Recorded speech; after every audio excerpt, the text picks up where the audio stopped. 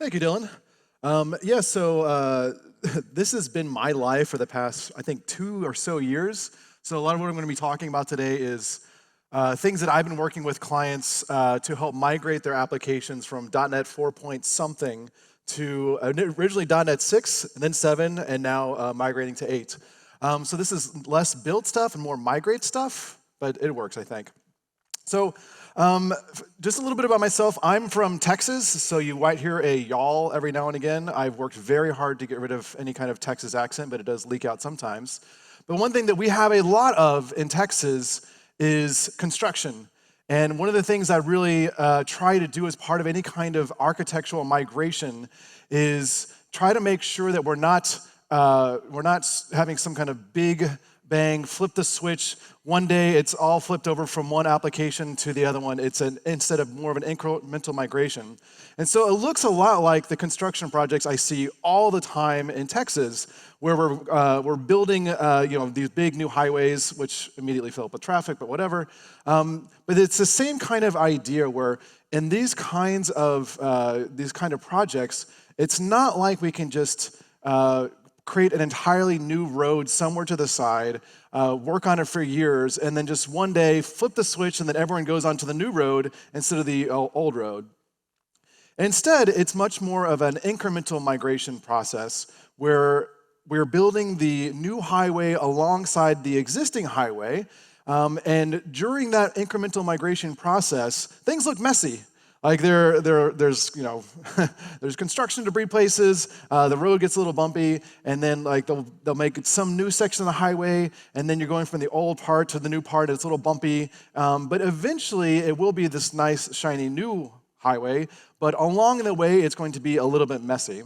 But that ensures that instead of having a completely separate application to the side that takes years and years to develop, instead we're migrating the application in a much more incremental progress. So when we were asked to do this application, I'd actually worked on this system like 10 years ago, and so it was a lot of like ghosts of Jimmy past, of like the mistakes I'd made back then. So it's like a lot of things coming back to haunt me.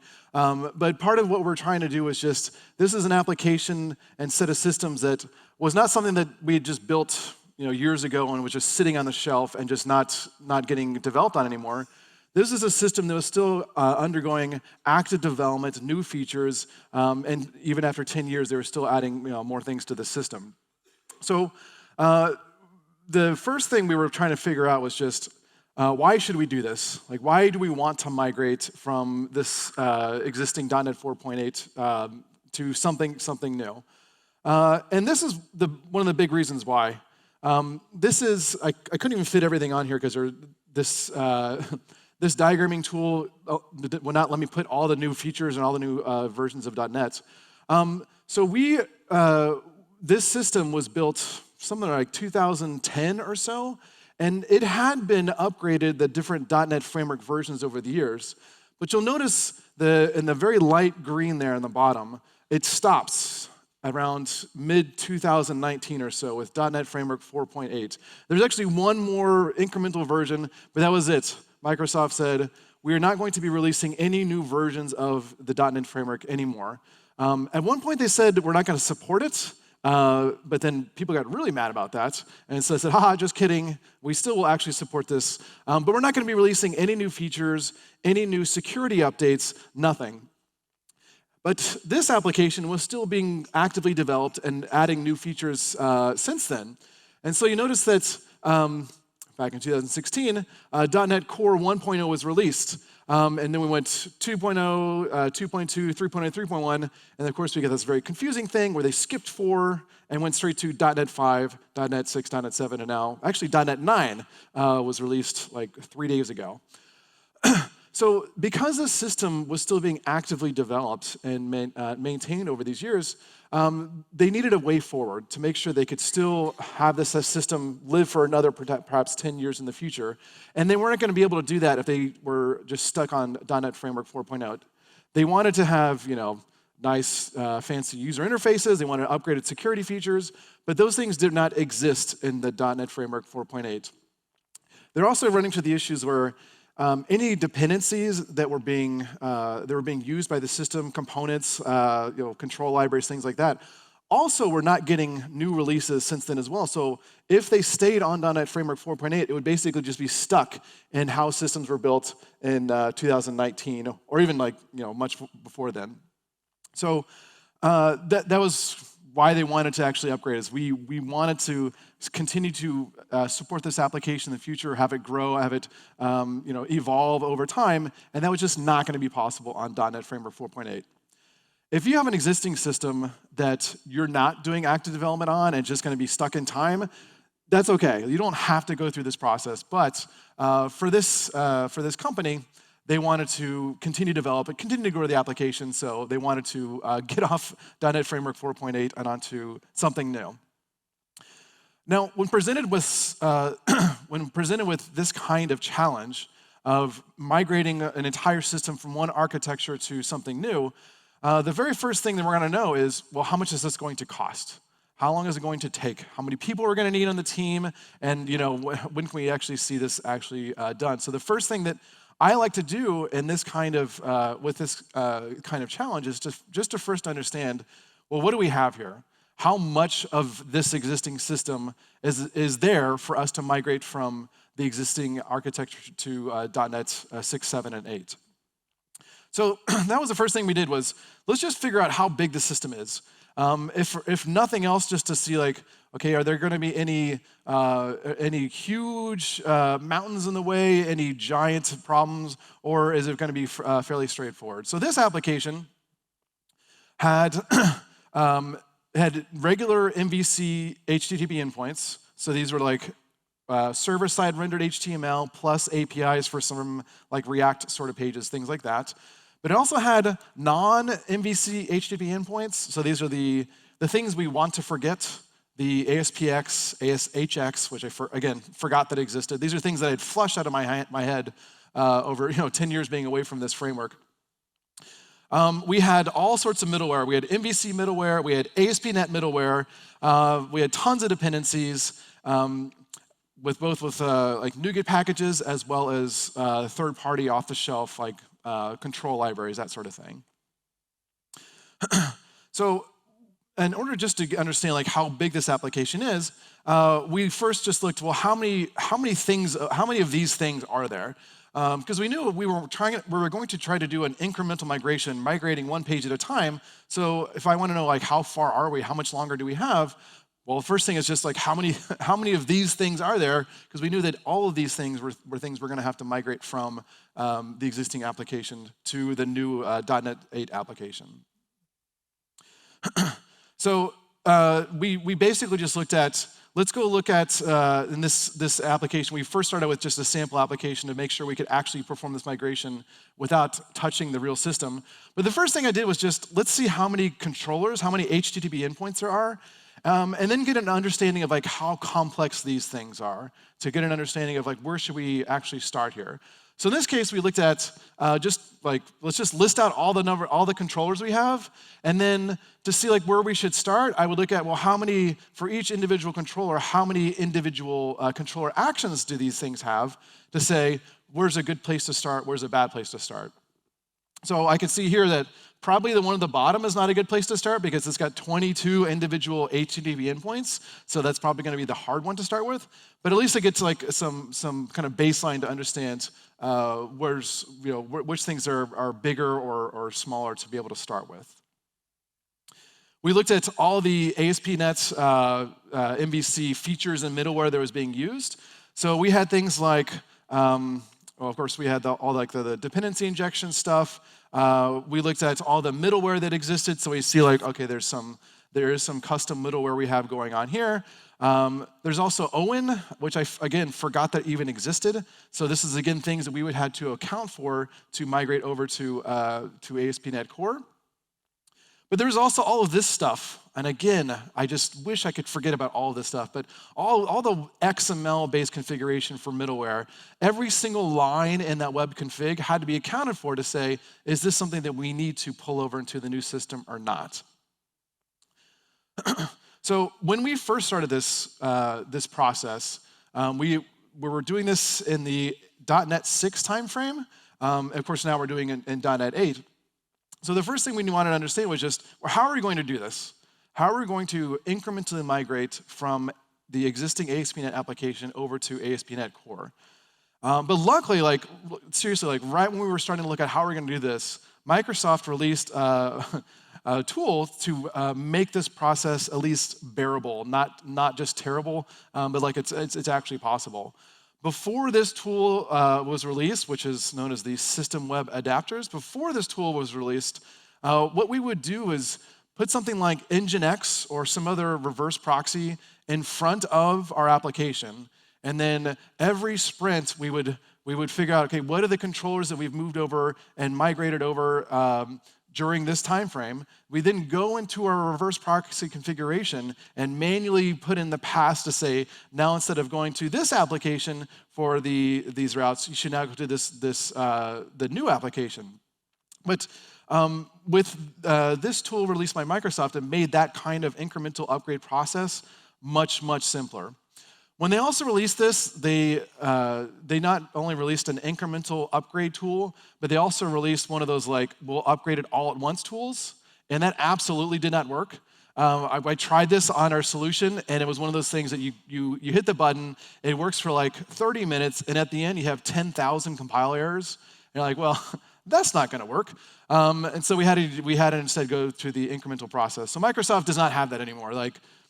It's just not possible to all at once migrate. Instead, it's going to be an incremental migration process. So how does this work? So this is the existing application. We have the incoming requests hitting our ASP.NET .NET Framework application, and then of course it has to talk to some kind of business logic behind the scenes. So what the System Web Adapter does is it puts a new application in front of the existing .NET Framework application. And that new ASP.NET Core application is going to be the place where we migrate all of our code to. But initially, doesn't have almost no code whatsoever. But what it does have is the Yarp proxy, which is redundant. It's yet another reverse proxy, I guess. But that Yarp proxy is self-hosted inside of the ASP.NET Core application at the front. And how it works is when an incoming request comes into the ASP.NET Core application, the ASP.NET Core application will try to handle the request. And if that ASP.NET Core application cannot handle the request, it doesn't have any endpoints available for that path, then the Yarp proxy will transparently and automatically forward the request over to the .NET Framework application, gather the response out of that, and then return it through the ASP.NET Core application so the people that are using on the other side on the left are completely unaware that there's actually these two applications going on whatsoever. So over time, we would move code from big box to little box, and now little box becomes big box, and big box becomes little box.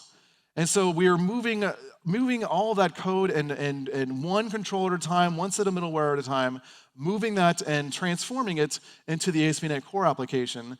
And so over time, the .NET Framework application gets less and less traffic, and the ASP.NET Core application is now handling all of that until one day we've migrated all the endpoints, and we can just delete the .NET Framework application, and now we've got this just pure ASP.NET Core application talking to our business logic. So I didn't believe this thing could actually work because Microsoft, whenever they release a tool like this, you're like, okay, sure, it'll work, wink, wink, but it takes 2 or 3 releases before it actually does what it's promised to do. So the first thing that we did was let's just build a sample application that looks similar to what we actually have in production, but it's much smaller, and let's try to go through this process to see if this can actually work. So let's take a look at this tool to see how it works.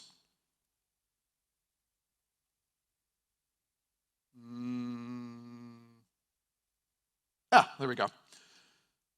Okay, so this is just a file new ASP.NET MVC application, MVC5, whatever. So you have you can see there's a global ASAX, that thing that we forgot about, my web config, and yeah, it's just a regular MVC application. And I'm going to make sure it actually runs here so we can see what it looks like.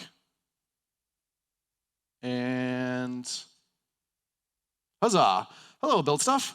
So yeah, this is just a stock file new MVC application, MVC5 on top of .NET Framework 4.8.1. So to do this first step of creating this proxy in front of the application, Microsoft does have a Visual Studio plugin, which you don't have to use. I'll walk through what the code actually does behind the scenes.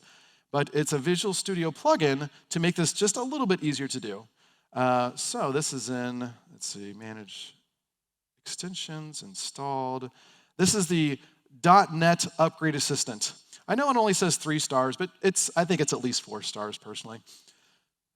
And so what this will do is it gives you a nice little upgrade menu option here to upgrade both MVC applications, but we can also use this in class libraries as well. So if you've got shared business logic in class libraries that are still the kind of old style CS projects where you can't edit them or anything like that, this will also upgrade those as well. So we get a few options here. We have, oh gosh, they're adding more things to here. So we have things like convert project to SDK style. So these are good for your old CS projects for shared class libraries. But this is what we want here is the side-by-side incremental project upgrade. They're going to create a new project for the new ASP.NET Core application. And it's also going to ask us what kind of ASP.NET Core application we want to build, either MVC or Web API. Again, none of these decisions are permanent, set in stone. If we want to go another direction, we certainly can do that as well. I'm going to say MVC. And should not be preview. They need to update this tool. But what our clients always do is they typically just pick the newest LTS version. So even though .NET Native was released like 2 days ago, typically my clients will just pick the latest LTS, which for us is .NET 8, supported until November 2026. And if you're still in .NET 6, you have about, 15 days before the support runs out for that one. All right, blah, blah, blah.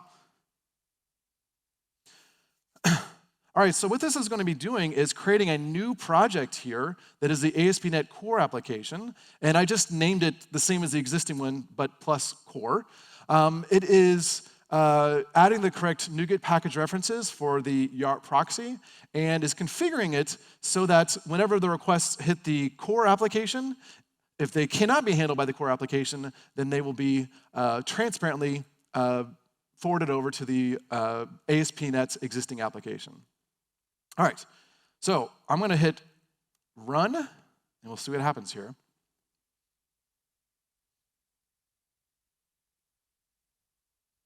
This is the part I didn't think would actually work the first time. They're like, this can't just be this easy to right-click upgrade, and then boom, it looks like I'm running the ASP.NET Framework application, but I'm not. It's running the ASP.NET Core application. You can see here the port changed. It went from 4,000 something another, and now it is 7159. Now the ASP.NET full framework application is also running. So one thing that this does introduce is some additional latency in your requests, because you have a new application in the front of your existing application, so that is going to, of course, have some overhead hitting the core application and then proxying over to the framework application behind the scenes. But most of my clients are like, these are like back-end systems, like running the back office application sort of thing. So those kinds of users are used to like crappy software anyway that's slow because it's framework. So this didn't add too much to the latency that we saw. But this right here, this content being returned is through the proxy. So this is the ASP.NET Core application that has made the call back to the ASP.NET Framework application, got its response, and then now return that out to the end user here. So this is the ASP.NET Core application. We can see, where is it up? There it is. So Yarp proxy forwarder, it said, hey, we can't service this request, so we're going to proxy over to this URL. And if I follow that URL, it is my framework application. These look, Yes, those are exactly the same as they should be. So when we saw this, like, oh my God, this might be possible. It might not be that terrible to do this sort of migration process. We have some path forward to be able to do this incremental migration from framework over to from framework over to core. Now, if any of you, now this works, by the way, great for MVC applications. They are working on things like forms, like Windows Forms and things like WCF. Those have some equivalents, but it's not nearly as easy as straightforward as this one. And if you're in web forms, you're screwed. There's no incremental migration process. Like, you have to rewrite every page by hand. It is, it is a process. All right. So we had a way forward. We thought that this is actually going to be possible here. So the very first thing we did was to create this empty proxy, as we just saw here, and tried to get this empty proxy all the way out to production.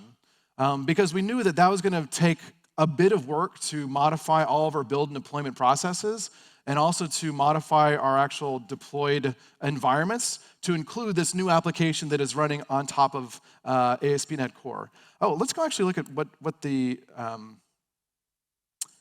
is going on behind the scenes in this proxy application and how it's configured. Yes, you can do it. Come on, there we go.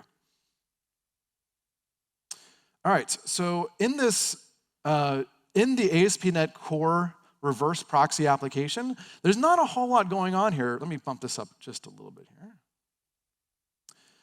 It brought in, if you compared this to just file new ASP.NET Core application, the two things it's added in our NuGet dependencies is system web adapters, which I'll get to here in a little bit, but then also we have our reverse proxy as well. So you don't have to go through this Visual Studio tool to do this.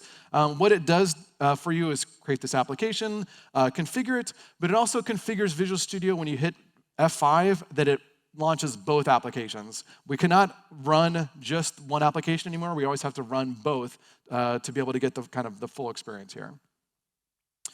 In our actual startup here, in the configuration, we have some dependencies being registered for Yarp plus system web adapters. And then at the bottom here, when we're looking at all the middleware, we have the normal sort of map the default controller route. But then we also have this forwarder.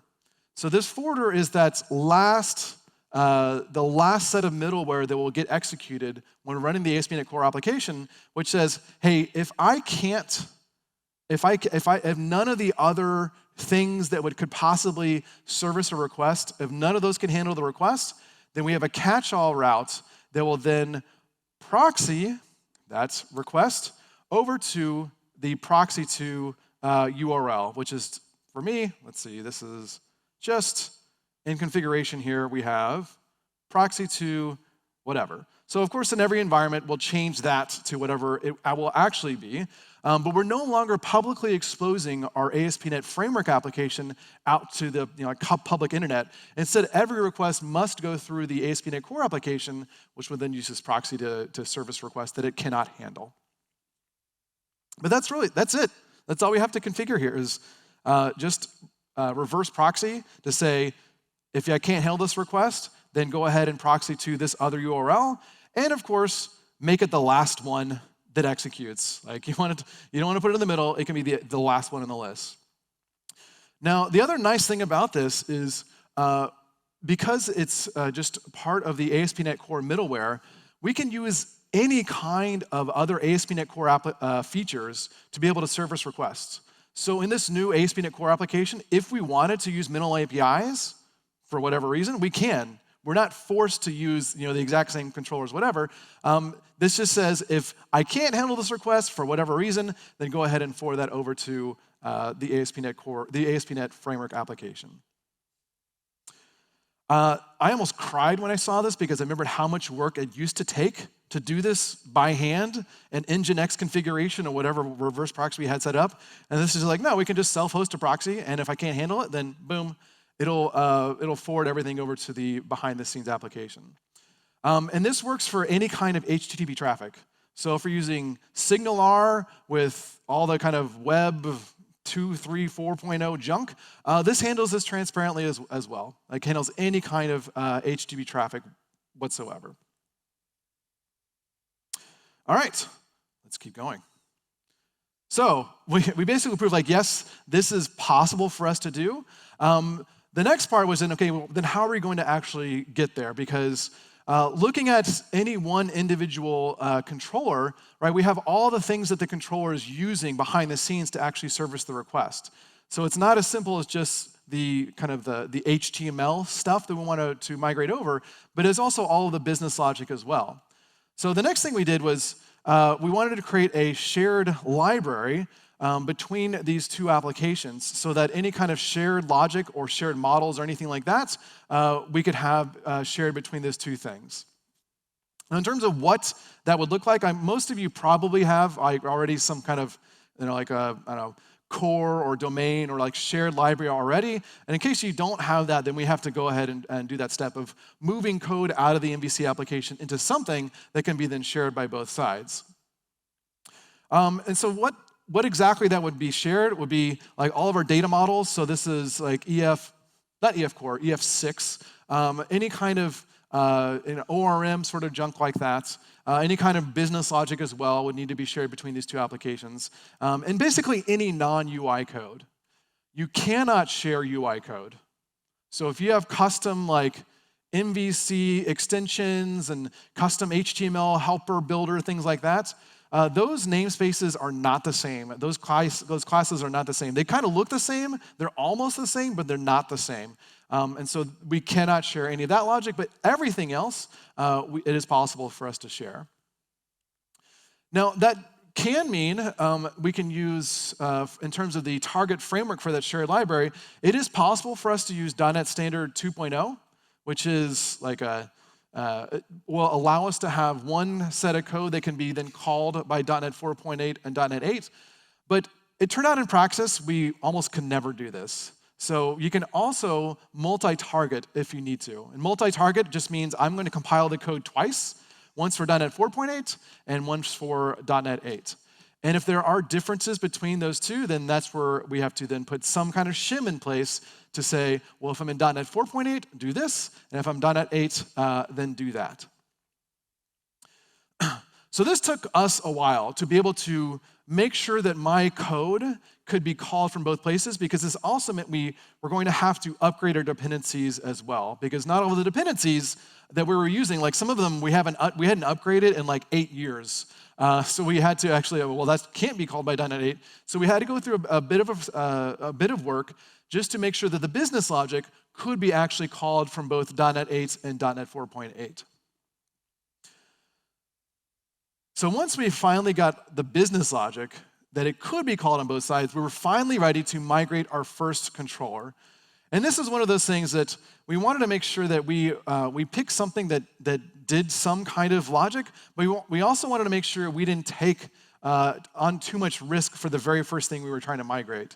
So we tried to find, well, what are the controllers or actions that aren't doing a lot? Like maybe there's an FAQ page or About Us page that really wasn't doing any database logic, wasn't doing any like complicated authentication or authorization, was doing something very, very simple. With that upgrade tool, Microsoft also included a way for you to upgrade and migrate individual controllers one at a time as well. So let's look at this demo, and we can see in a bit why it's so meh. So I was super excited with the first part of the demo, and then this one was like kind of crushing of, oh no, this is actually going to be a bit more work than I expected. So over here, initially we did right-click here and we did upgrade here. We can also right-click individual controllers and say upgrade controller. And we were like, oh, wow, this is going to be so fast then. Like, this might just take us a couple weeks to migrate hundreds and hundreds of pages.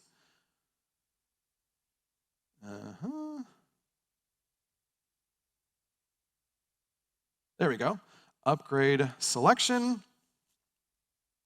doing stuff. So this will analyze everything that your controller is using behind the scenes.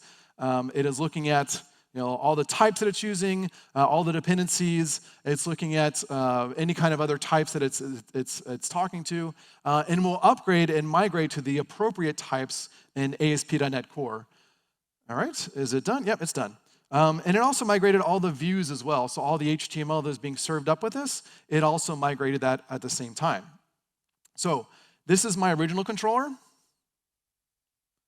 Not very exciting, like it wasn't doing a whole lot here. And this down here is the new one. Old, new, old, new, old, new. Okay, so this is one like spot the difference. That right there, System Web MVC, Microsoft ASP.NET Core MVC. Okay, very, very different. But otherwise, like most of the types look almost the same. This is not going to be that straightforward all the time, where it just migrates everything over. But it migrated over my controllers, and you can see down here as well that it migrated my views, it migrated my layouts, did all the view imports, view start junk. It migrated all those pieces over. So let's run this and experience the meh.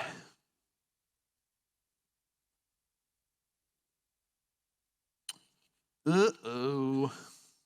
That doesn't look right. That looks quite ugly. This is like a website that I would build with zero CSS skills. But this is not something the client was super excited about. Like, yeah, look, it's migrated. You see, you can click the links and everything works, right? So what happened here? Well, it looks like the controller got migrated over correctly. And if we looked at our views, like these all still are, like there's no problems in any of these. So what's the issue here? Uh-oh. Our original layout had this bundling and minification, which was built into ASP.NET MVC forever. But ASP.NET Core does not have bundling and minification built into it. So hopefully, they just commented out the code. Huzzah.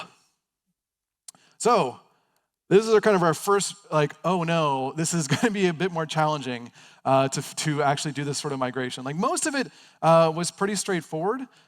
We would basically, instead of going through this right-click process of going upgrade and seeing that that absolutely would not work, we would basically migrate one piece of the MVC puzzle at a time. So even though it's MVC, we would migrate the controller, we would migrate the models, we would migrate any of the business logic, and finally migrate the actual HTML views.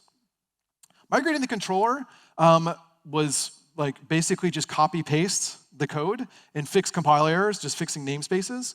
But we also then had to migrate anything this controller was depending upon. So in this case, it's got a dependency on a third-party library, but it's using dependency injection. So we also have to configure that as well. So this was kind of our first big hurdle was, well, so what do we do with this dependency injection junk? Do we share that dependency injection code, right? Do we just have one set of configuration for dependency injection stuff that's used by both applications? Or do we do something else?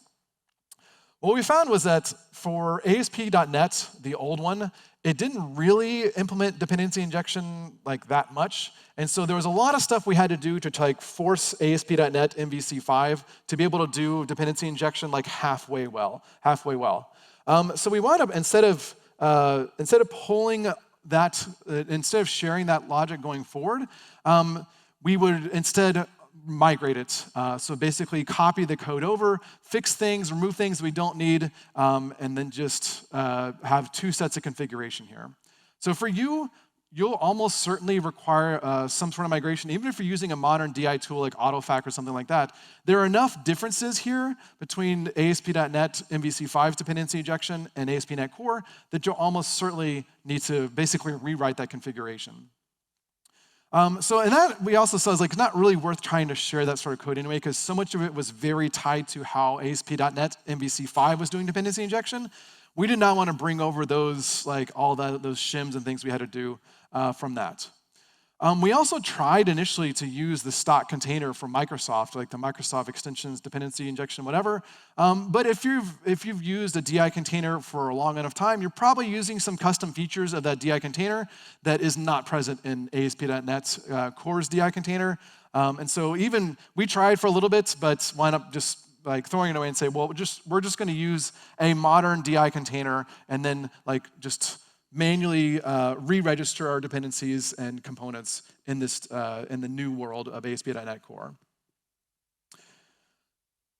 Yes, so the views, this fun, were just helpfully commented out this bundling and minification. So for that one, we were like, okay, we need to do something here because in MVC5, it was built in to do bundling and minification. And so we were using it quite a lot for all of our static assets, for all of the JavaScript assets, as well as all of the CSS assets as well. This one, I know in this example, I'm not showing it, but we were also using even like post-processors like Sass to do our bundling and minification. And we needed to figure out, well, it just plain doesn't exist in ASP.NET Core. So what do we do instead? So there is documentation from Microsoft, not in the migration side of things, but just in general, how you can do bundling and minification. And one option is to use a bundling and minification library from folks that work at Microsoft that looks very, very much like the bundling and minification in ASP.NET MVC5, whatever. And this tool is known as Web Optimizer. So it's very similar to the bundling and minification in ASP.NET MVC5, but it's not exactly the same. So things like even the URLs it would generate and how it would do things like cache busting, those were not exactly the same as MVC5, which also meant we couldn't necessarily like use or serve up both bundled and minified sets of tools from one of the applications. We would have to do it basically in two places. Or we could pull in some other tool, like do what everyone else in the world does with, like pick some node tool, Webpack, or something like that. But this also meant bringing in a lot more moving parts into the build and deploy and execution pipeline that did not exist in the existing application. So we'd have to basically rewrite how we were doing our static assets to use this external tool. And we were still doing things like referencing jQuery via NuGet, which I forgot you can still do that. So that was just not compatible at all with any kind of new external tool that most everyone else uses, but would be a lot to put in this application. So Web Optimizer is pretty straightforward. Like it looks very, very similar to the bundling configuration with ASP.NET Core. But then we, again, immediately ran into the issue of like, well, we don't want to duplicate code between these two applications as much as possible. When I'm migrating controllers from the existing application to the new one, yes, like the controllers may be duplicated, but I'm moving that sort of logic over. But things like static assets, the JavaScript and CSS, I didn't want to have two copies of that code in my system. Because that's, again, going to be one of those things that if I have to remember to update something, I'm going to forget to update something. And so ideally, those files live in one place on disk, but could potentially be served from both applications. So we wound up creating a dual bundling pipeline, where if the request was served by the legacy application, then it would use the legacy bundling pipeline, so the arrow at the bottom. If the ASP.NET Core application cannot handle that request, then it's going to be using the ASP.NET MVC5 way of bundling and minifying the static assets. The new .NET A requests would use the new Web Optimizer bundling and pipeline, but we wanted to make sure the static assets were going to be shared between both applications, and we do not want to duplicate code. So it turns out this is possible to do with some fun XML sort of things going on here, where we can use the feature of file linking, where the content exists over here, but we tell the ASP.NET Core application to pull those assets over and then add them as a link. So instead of them existing on disk, it will just like, oh, they're actually over there instead. When I publish the application, it will duplicate the assets on both applications, but that's okay because I'm not editing those in production, right? Right? Yes, we don't edit files on the servers anymore, I hope. So it was like, well, okay, yes, it does exist in two places when we deploy, but when I'm developing, they exist exactly one place on disk. So the way this worked was we would first copy the controller over, so just copy, paste, correct any namespaces that don't match anymore. We would migrate any of the middleware, so any of the filters that were being referenced, like, oh, we have a filter here, so do we need to migrate that filter, or is that a feature now built into ASP.NET Core? Or if not, we would go ahead and just like manually migrate that sort of code over. We would copy any of the business logic and models over and pull any new additional NuGet packages as needed and make sure the controller also compiles. And finally, we would copy over the views as well. So it would always go CMV. I don't know why it's not called CMV instead of MVC, but this is how we do it. We do the controller, copy over the models we'll pull them out as necessary, and then copy over the views. And one thing we did do initially was delete the existing code. We stopped doing this though, because if we wanted to compare side by side what the existing application was doing versus the new application, we actually wound up leaving the existing ASP.NET MVC code there to make sure we could, if we needed to, go back and test the other thing. And in the non-production environments, we put a little banner at the top that said ASP.NET Core or ASP.NET Full Framework. So we could easily see which application was serving this request. Now, as part of this, you will run into things that are not so straightforward to migrate. And one of the things we ran into was session. So session state is shared state that is stored on the server side. And if you're in a web farm scenario, then that shared state is probably stored in like a database or something. Now, ASP.NET Core does have session, and it does have SQL database-based session, but it is not the same as ASP.NET Full Framework session. So you cannot share the same session state tables between those two applications. Unlike your business data, right? You can have ASP.NET Core and ASP.NET Full Framework both talking to the same business database tables, but session is not possible.